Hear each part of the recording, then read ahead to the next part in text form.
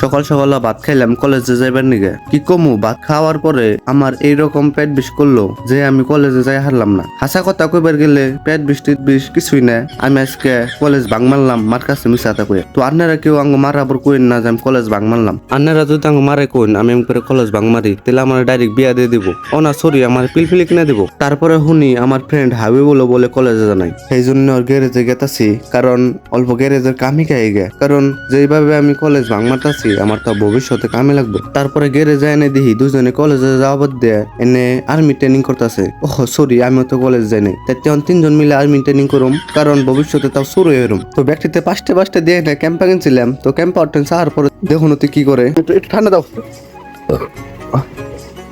এই বললো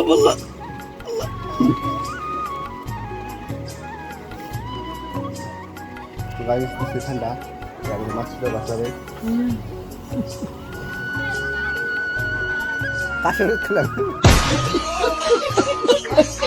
তো গাইস আজকে অন্যকে যার মোবাইল হতে অন্যকে সেলেক্ট লাগছে মানে ওর মোবাইল খারাপ করে দেখ না মানে নেটে ঘুরবো খারাপ করে দেখ হ্যাঁ দেখতে দেখো খারাপ করে দেন